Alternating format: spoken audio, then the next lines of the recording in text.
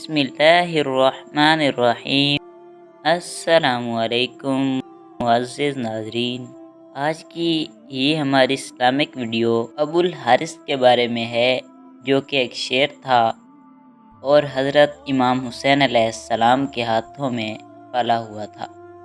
آج کی اس ویڈیو میں ہم یہی بیان کرنے جا رہے ہیں کہ وہ کیسے بچپن ہی سے امام حسین علیہ السلام سے جدا ہوا اور کیسے پھر اس نے واقعہ کربلا میں امام حسین علیہ السلام کی لاش کی حفاظت فرمائی۔ ابو الحارث شعر کی کربلا میں آمد۔ امام حسین علیہ السلام نے ایک چھوٹا سا شعر رکھا ہوا تھا جس کا نام ابو الحارث تھا۔ اس کو مولا علیہ السلام سے بہت پیار تھا، چونکہ مولا حسین علیہ السلام کا گھر مسجد کے ساتھ ہی تھا۔ وہ شعر باہر بیٹھا رہتا تھا۔ وقت گزرتا گیا، شعر جوان ہو گیا۔ کچھ صحابیوں کو تکلیف اور حسد اتنا ہوا ابو الحارث کا کہ انہوں نے منصوبہ بنایا کہ اس شعر کو مدینے میں نہیں رہنے دیں گے۔ آخر وہ نبی علیہ السلام کے پاس آئے اور کہنے لگے، یا رسول اللہ صلی اللہ علیہ وسلم، حسین علیہ السلام کا شعر جوان ہو گیا ہے، ہمیں ڈر ہی رہتا ہے کہ کہیں ہمیں کاٹ ہی نہ لے۔ جنگل کی چیز ہے، جنگل میں ہی اچھی لگتی ہے، کیا نبی کریم صلی اللہ علیہ وسلم اس کو جنگل ہی نہ چھوڑائیں؟ نبی کریم صلی اللہ علیہ وسلم نے فرمایا، کل تم کو یہ شعر مدینے میں نظر نہیں آئے گا۔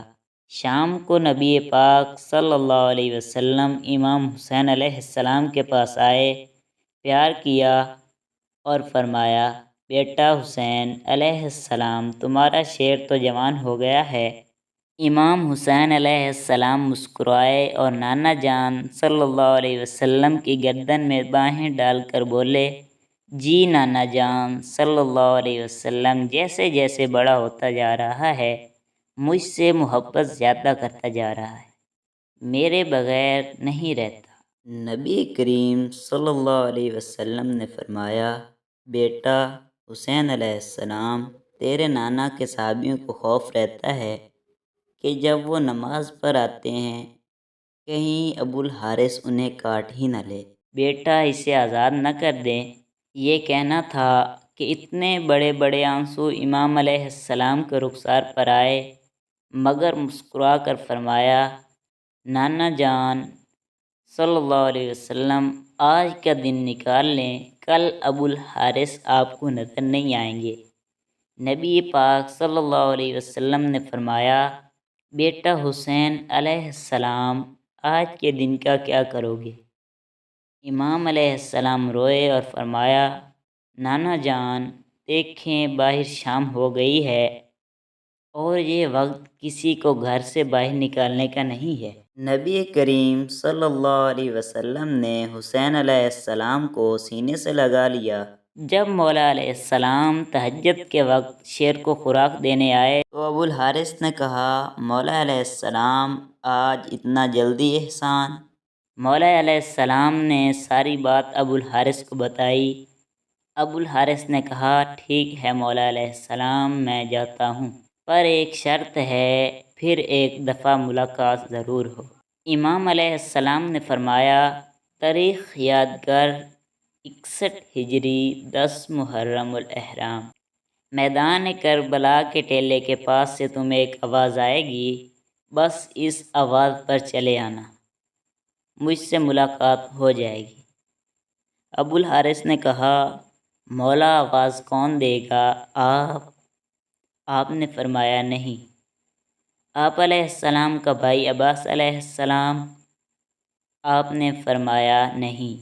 تو پھر امام علیہ السلام روئے اور فرمایا، میری 4 سال کی بیٹی سکینہ تمہیں آواز دے گی یا ہماری اماں فضہ آواز دے گی؟ آج بھی کربلا کے محلے میں وہ مقام موجود ہے جہاں کھڑے ہو کر بی بی فضہ نے ابو الحارث شعر کو آواز دی تھی۔ معزز ناظرین، یہاں تک کا واقعہ ابو الحارث شیر کی پرورش اور پھر اس کا بچپن ہی سے امام حسین علیہ السلام سے جدا ہونے کا ہے اور اس کو کی گئی ہدایات کے متعلق ہے۔ اب بڑھتے ہیں اپنے واقعہ کی طرف کہ کیسے میدان کربلا میں امام حسین علیہ السلام کی لاش کی حفاظت ابو الحارث نے کی۔ وہ اس طرح بیان کی گئی ہے: بعد شہادت امام حسین علیہ السلام یہ شور و غل برپا ہوا کہ عمر ابن سعد لعین کا حکم ہے کہ امام حسین علیہ السلام کی لاش پر گھوڑے دوڑا دیے جائیں اور لاش مبارک پامال کر دی جائے۔ یہ آواز سن کر اہل حرم میں قیامت برپا ہو گئی۔ بہرحال شیر تک پہنچے۔ جب اماں فضہ نے مطلوبہ مقام سے ابو الحارث کو بآواز بلند فرمایا: اے شیر، کیا تجھے معلوم ہے کہ یہ لشکر امام حسین علیہ السلام کی لاش کو پامال کرنا چاہتا ہے؟ جیسے ہی شیر نے جناب فضہ سے یہ سنا، قتل گاہ کی طرف چلا۔ لاش امام علیہ السلام مظلوم کے نزدیک پہنچا اور باحسرت نظر ڈالی اور اپنے دونوں ہاتھوں کے درمیان لاش مطہر کو لے لیا۔ کتاب منتخب میں کچھ یوں بیان کیا گیا ہے کہ اس حیوان نے خون امام علیہ السلام سے پیشانی رنگین کی اور روتا رہا۔ یعنی کہ جب کوفی لوگ گھوڑوں پر سوار ہو کر لاش امام حسین علیہ السلام کو پامال کرنے آئے، دیکھا کہ شیر موجود ہے، گھوڑے وہاں نہ ٹھہر سکے اور بے قابو ہو کر بھاگ نکلے۔ سواروں نے بھی پلٹ کر نہیں دیکھا۔ جب اس واقعہ کی عمر بن سعد ملعون کو خبر ہوئی تو کہنے لگا کہ اس کو کسی پر ظاہر نہ کیا جائے، یہ ایک فتنہ ہے۔ جناب فضہ نے شیر کے آنے کی خبر جناب زینب سلام اللہ علیہ کو سنائی اور اس طرح لاش مطہر پامال ہونے سے محفوظ رہی۔ کچھ لوگوں نے روایت بیان کی ہے کہ جناب فضہ نے شیر ابو الحارث کو امام حسین علیہ السلام کی لاش ڈھونڈنے کے لیے بلایا، جس کو یزیدی فوج نے گھوڑے دوڑا کر پامال کر دیا تھا۔ بہت سی روایات مختلف قسم کے واقعات بیان کرتی ہیں۔ بہرحال جتنا اچھا اور مناسب میں نے سرچ کیا، اس کے مطابق جو واقعہ مجھے زیادہ روایات سے ملا ہے وہ میں نے بیان کیا ہے۔